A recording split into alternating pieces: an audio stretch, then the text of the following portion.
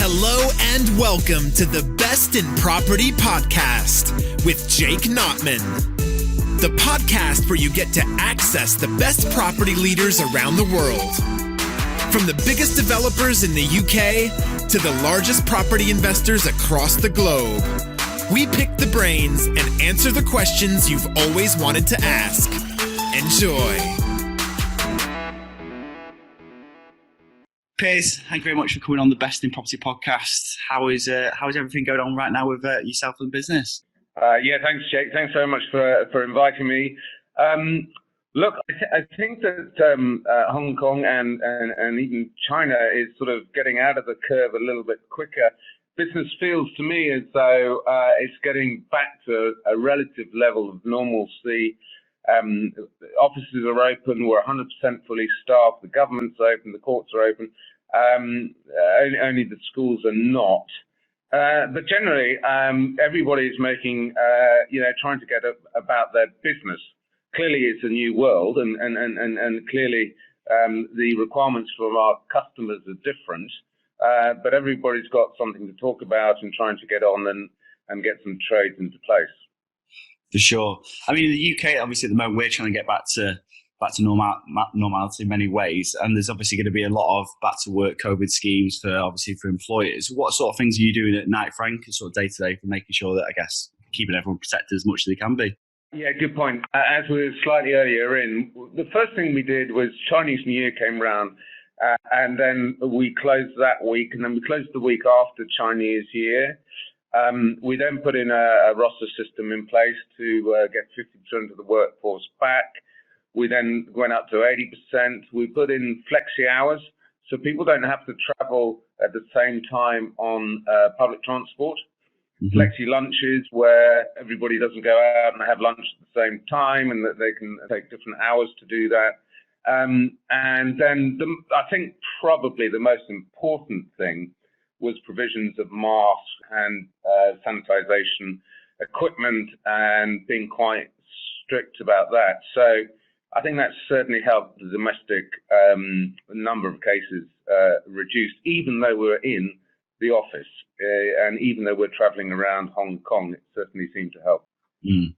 I mean, last time I was back in Hong Kong was, I think it was October time, and I think it was, September, October, in Hong Kong, especially with the riots and obviously now COVID. How is Hong Kong as a market, and where do you see, I guess, the future with the next 12 months with the riots back in the last year, as well as obviously COVID? And I believe the riots, that people obviously still protesting in many ways. It's not gone yet, has it?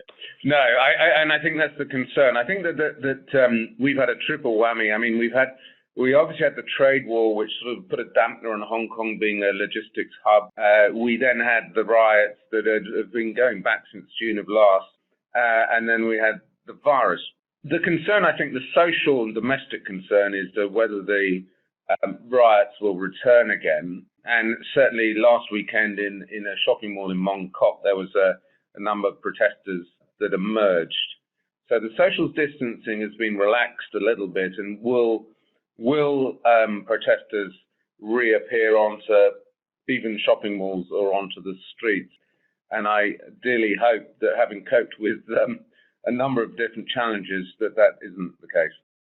Mm. For sure, yeah, and hopefully it's. I think that's the social gatherings and people in numbers. I think they're going to try and avoid, I guess, across the whole world, really. And it's the easiest way for it to spread, isn't it? So. But in terms, obviously, in Hong Kong as a property market, with obviously what happened last year, and now obviously with COVID, obviously Hong Kong is, I believe, if not one of the most expensive places in the world, obviously for property prices. Where do you see the market going with everything that's obviously the uncertainty that has happened, and what do you think it can be? What do you think is going to happen for the future with the prices and, I guess, the rental values? Yeah, sure. I mean, the interesting point is that there are transactions that are happening in the residential market. There are roughly around 4,000 that happen per month, which is actually impressive considering what we've been through. In the rental market, we've just done a recent survey, actually, Jake, and one of the things that we found from the survey, that the occupiers were reducing their footprint, and by up to about 14-15% on average. So what that will mean is there will be extra space on the market, excess inventory, and the prices will adjust. The prices in the prime locations will adjust more than, let's say, they would do down at Quarry Bay and or Kowloon. But that's just the feature of the expense of the whole lot. Prime residential is inelastic at best in Hong Kong. There's just so little supply, and then there's still money looking at investing. So that's not going to adjust significantly. However, if you had a flat and you had to sell it in the mid-market now, let's say you got somewhere in mid-levels and you had to sell it, you would be looking at a 30% discount. But the forced sellers are not really appearing at the moment, and the debt situation is still relatively under control. So it gives you a feeling now where the real hurt and pain is in retail. F&B coming back now because the relaxations will help, but there have been an awful lot of them have been victims of this, and particularly high street shops that were paying extraordinarily high rentals, as you know, from a lot supported by visitors and tourism. Those are the ones that have been hardest hit significantly. Sure, yeah, definitely mentioned retail. I think retail across the world is going to have just a massive effect, especially even if things do get back to normal. The whole social distancing and tourist numbers massively going to drop. It's going to be an interesting journey, I guess, the next 12, 18 months for that sector. But Piers, I wanted to, you of course, one of the well-recognised leaders within the Hong Kong property space, having met you obviously a few times. It's conversations with many of my other colleagues from Hong Kong. They've obviously recognised you as one of the sort of the leaders within Hong Kong. If we take your journey back to when you first started in Hong Kong, Piers, how has Hong Kong market changed in terms of the real estate property sector, and where do you think the biggest changes will be over the next sort of 2 to 3 years? Yeah, I mean, Hong Kong changes rapidly. And since I've been here, I mean, phenomenal amount of development, particularly in the office sector. I mean, when I first came here, IFC2 wasn't around, ICC wasn't around, and many other the main buildings were not around. It secured itself as a centre for financial services, so that really helped boost the market. I think Hong Kong needs to preserve that recognition. If it is going to be sustainable long term, we do need tourism to come back to help the hotel and the retail market, and that was a big boost for us for at least a decade, a prior decade. So we do need that to return. Logistics has always been a third leg of the stool, and I'm just worried that seems to be shifting. It can go through Shenzhen, it can go through Shanghai. It can go through the Pearl River Delta. I think Hong Kong really does have to sort of position itself as part of the Greater Bay Area and its service expertise. And then it's got a position for which to bounce back from. And I do genuinely think we're an international centre. Just sort of the type of people it attracts, the level of technical expertise, level of education, I do believe that we can position ourselves well. But I think we've got to think hard about how to do that. And I do think we have to get over the challenges that we've seen for the last year to be in a position to do that. So Hong Kong's forever changing. It ebbs and flows. I mean, we've had SARS, we've had the Asian financial crisis, we had the tech bust. One thing I would say, it does tend to seem to be resilient. We've had many knocks, and it's nice to be here. We're coming out of this particular virus pretty well. I think the resilience, hopefully, will test the time. For sure. And I think Hong Kong, I personally, I think many others would say as well, Hong Kong is definitely recognised as an international hub in many ways. I think when I first went to Hong Kong, it was similar to London in many ways, obviously in terms of how it looks, it's slightly different, but like you said, the culture, the people, like you said, there's people all around the world and living in Hong Kong as well as London. But yeah, I mean, Piers, you worked in London for a few years prior to living overseas, I believe, for Knight Frank in London. How was that working within the London's obviously offices, and how was it? What sort of key differences would you say there is between Hong Kong and London? Because I guess in terms of sort of property, that high-end sort of stuff, there is obviously expensive property as well as in London, of course, as well as Hong Kong. What sort of the key differences you found between the two markets? Yeah, Jake, well, it was quite a long time ago. I was relatively junior, so apart from making the coffee and running around the M25, And look, actually, in the early 90s, London was an extraordinarily difficult market. What I did feel was actually people were very concerned about how economically, after the 80s expansion and good times, how economically the UK was going to turn itself around. So London certainly has significantly, and to the betterment of London, it feels a much different place than it did when I left in '95.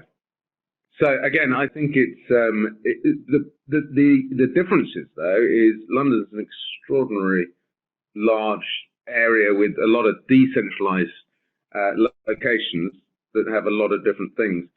The one thing that's helped Hong Kong, and I think is certainly going to help London, is infrastructure, and that I think moving the airport out. Well, I just arrived when the airport moved, and the whole shift of logistics over to the west side of Hong Kong was a massive change. The expansion of the MTR lines, again, was a massive help to certainly to Kowloon and other areas. And I think Crossrail, HS2, infrastructure changes will all help the city. If London has got competition, it might have from Birmingham or Manchester. Our competition is Shenzhen and Guangzhou and the other mainland China cities. So it's a sort of slightly different feel. For sure. I mean, Hong Kong, you'll know more than anyone, Piers, is expensive in many areas. But why do you think Hong Kong is so expensive? Because obviously I've read many reports and articles of Hong Kong becoming, is one of the most expensive, if not the most expensive place for property prices. Why do you think that has been over the last few years? Yeah, a good question. Look, one thing is the scarcity of land that we have here. Two is arguably the speed of releasing land into the system, and it's been a massive social problem because we haven't really been able to release enough to sort of try and put property prices at an affordable level, hence protesting on the street. So the sheer density and scarcity of land has been the other problem.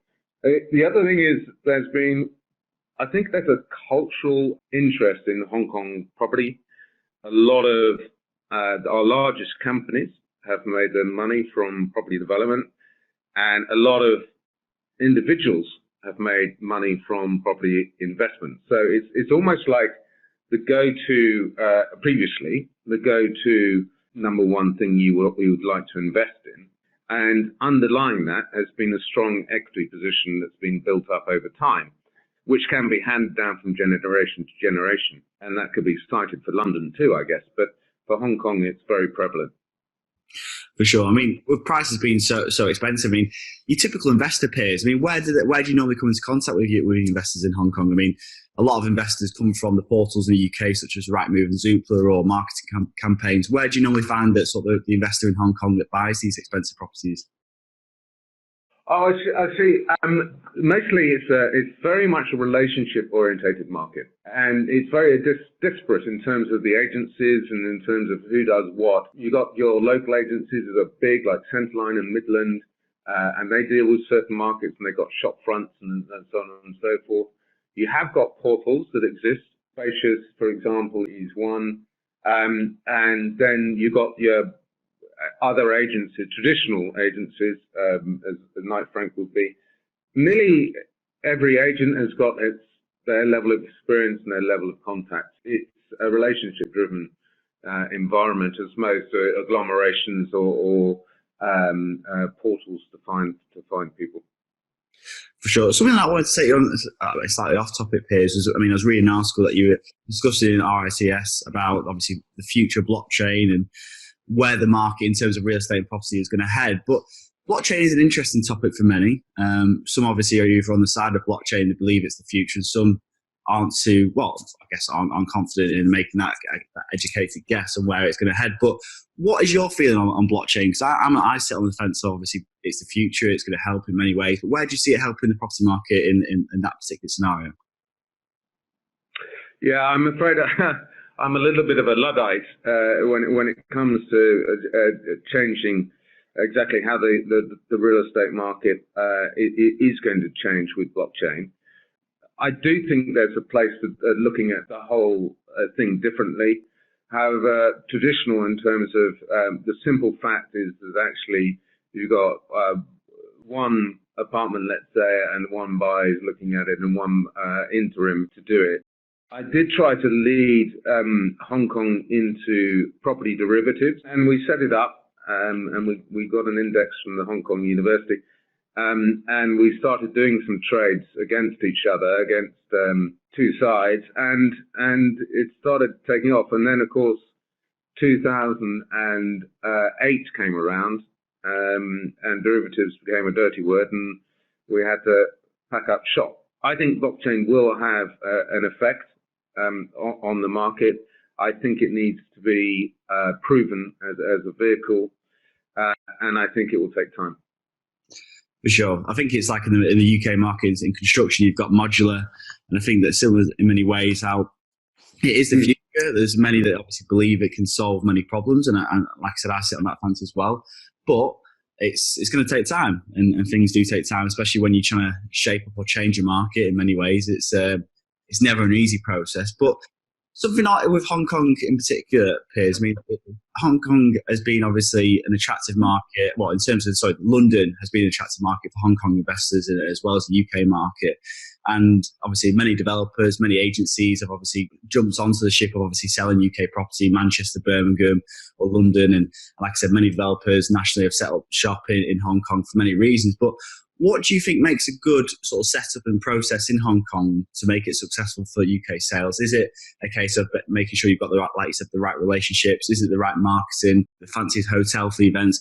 What do you think a developer from the UK can do to sell successfully in Hong Kong, for example? Yes, look, it's not market, Jake, as you know, because people have been trying to peddle all sorts out here, just trying to make a buck. And certainly for the last 6 months, it hasn't been sort of hotel exhibitions and all the rest of it. My general feel is the ones that I've seen recently that have been most successful tend to have a good covenant brand name developer that people can rely upon. They tend to have the right pricing, and therefore, that's easy to check because you can always go on and check it anytime. First launches resonate very much with Hong Kong buyers or China buyers. They sort of resonate that they're getting a first look. Certain districts have better names as well, so location are obviously important all the time in real estate, but some of them are more recognizable to the Chinese community. Education, massive, near universities and or schools. We had a buyer who's buying somewhere in Cambridge, and we sort of asked them about the family nature, and they said, well, my son's only 2 years old. So they're obviously ambitious for their son's success, and I hope he gets there. But education is very important. Visas and immigration become important too. Many different reasons, but I would say that I would stick slightly towards the better brands, because I'm really, what does worry me is some of the stuff that has been sold and horror cases have not been completed and all the rest of it. So it's very important to stick to branded areas and developers. Sure, definitely. And that's what they recognise, because we sit on the fence. We're a developer as well as we work with a lot of overseas partners from the Middle East to obviously Hong Kong and China. And I think as soon as you name one of the big names, the Berkeley Homes, the Galliard, the credible developers that obviously Birmingham and some of them, of course, in Manchester have got great track records. It's a very easy sell. And I think you'll know more than Piers. A few years ago, it was how nice and fancy was the brochure. But these days, is it going to get built? I think that's a bit of a USP these days. Is it going to get built? And is it going to get built within a reasonable time? Hardly any schemes these days get built on the day of, obviously, when they expect it to. But if it's not if it's in a reasonable time, I think people can accept that. But something which is a hot topic in the UK market for property and just the whole sort of nation is, of course, the HS2, which is, of course, a high-speed train, which I believe will hopefully do some great things for the UK market, as well as the international travel that comes to the UK as well. But Hong Kong, as well as China and different parts of the world, sort of near your neck of the woods, have obviously implemented the high-speed train for quite some time now. But in terms of someone that's sitting in Hong Kong, obviously looking at the UK market, what are your initial thoughts on the HS2? Obviously, the UK, it's going to take a bit of time, but I'm sure it will have some positive effects in many ways. What have you seen from parts of the world like where you're living right now that has had an effect on the high-speed train implemented into day-to-day life? Yeah, I think it's massive. And I think if you do look around Asia, not just necessarily China and Hong Kong, but high-speed rail has been transformational. So, there's one from Hong Kong to Guangzhou now, which is taking the travel time of 2 hours down to 50 minutes. You can get to Shenzhen in 15 minutes. You can get to Shanghai in 6 hours. And it's all been done relatively quickly. I do think airlines and travel by plane is going to be challenged. I think one way around that is to jump on a high-speed train. I know, environmentally, there's a lot of reasons why people might be upset with it, but honestly, it seems to have a lot of solutions. The only thing with HS2 is, it just has taken, we talked about this for years, right? It's just taken a long time. But I do think it's going to be the release of the handbrake. Let's get this thing up and running. It's a bit like Crossrail, right? That took forever as well. Just get on with it in terms of if we can get it up and running, I think it's going to help transportation. It's going to help the economies at the end of the link. And it's going to help, actually, people moving around the country rather than using planes.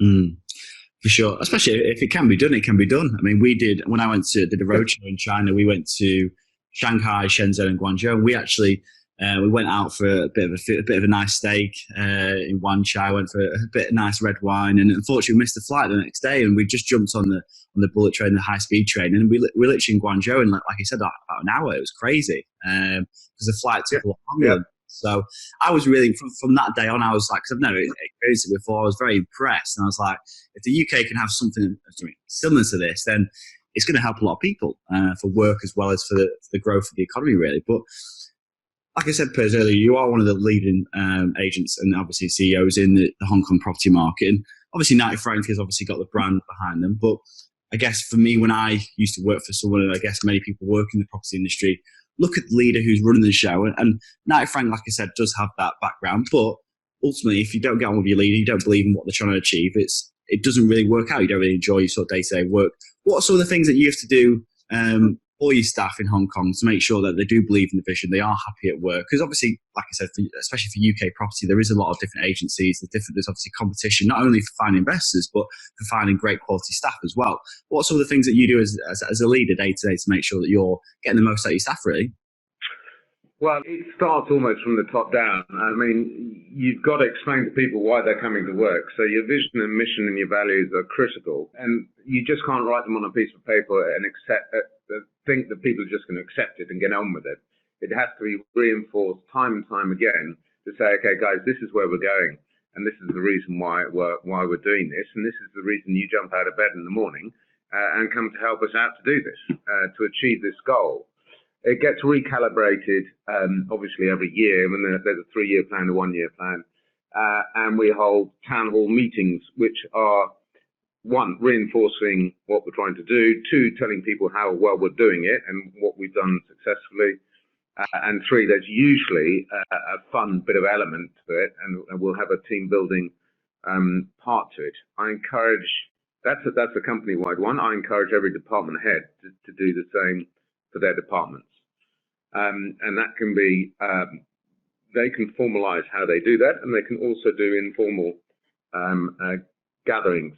But they have to meet with their team at minimum once a week, and the leadership team meets them once a week. In fact, since the virus, we've been holding morning prayers, so we'll get together to find out what's been going on. I do think that, so setting the path, I think, is important, making it enjoyable, because we're a people industry, is very important. And then I think winning business and passing it down for others to execute in a team environment is very important. So people feel that they're part of a team that's successful in winning and delivering on business. Celebrations also very important. We do informal ones and more formal ones. We have quarterly gatherings. We don't celebrate just like a deal. We got a thing called knighthoods, where if somebody's just done a particularly really helped out somebody else, they can get nominated for it, and there's a quarterly award for that. Referrals we reward, not just the size of the referral, but the numbers. Recognition, I think, for people in this industry is extremely important. As I say, people's business, but I think that's part of the motivation. We're 90% open plan, so my doors. I don't have a door. I sort of sit in the corner, but I don't have a door. Mm-hmm. And so I walk around the shop floor. I make it my job to find out what's going with people, what they did for the weekend, what their passion is, what their sport is, what their hobby is, and just make sure everybody's engaged with each other. And you learn massive amount about people and what they do. So my number one thing, if I had to synthesize it down, Jake, and sorry for a very long answer. No. But my number one thing is empathy. You just have to know where people are, because people's situations change all the time, but you have to keep your finger on the pulse. For sure, and I think it comes down to communication. I think with staff and colleagues and partners all the time, it's like you said, because people, life is life, and people are going to be going through difficult times and at different points in their life. I think, like you said, it's understanding that situation. I guess understanding why people react in certain ways when a situation comes about. But Piers, I really appreciate all the answers that you've given. I mean, something that I want to round off on was a tradition that we always have, and that is a quote and a coffee. Now, I remember when I met you in last time in Hong Kong, Piers, I believe it was a tomato juice, was it? So I don't know if that will be still your option. You can include that as an option. But if you were to have a coffee, a herbal tea, and you were to live by one particular quote, what would those two things be? Okay, we did have. I had spicy tomato juice, which is my go-to in the Grand Hyatt. My go-to is always carpe diem, seize the day, and it doesn't matter what's happened previously. Doesn't matter about worrying too much about what might be tomorrow, but just seize the day. Mm-hmm. Seize the day. No, I love that. I think it's every single day is a new opportunity, and it gives you that new line of life, which. Yeah, I think it gives you that reset, doesn't it? I think everyone does have the same sort of similar 24 hours. And I guess it's that mental sort of process that you have to go through to give yourself a good reset, because life situations can happen and they can drag on, whether that's personal or business or deals flop or transactions don't happen for whatever reason. It's being able to pick yourself back up and move forward the next day just better than you were the previous week. Piers, no, like I said, some of the questions you have and the answers you've given have been amazing, and I'm sure when I'm back in Hong Kong, we'll get a sort of a sit down one done as well, and we'll sort of do post COVID. But yeah, no, Piers, I appreciate having you on. That was the Best in Property podcast. Good man. Thank you very much for inviting me, Jake, and stay in touch.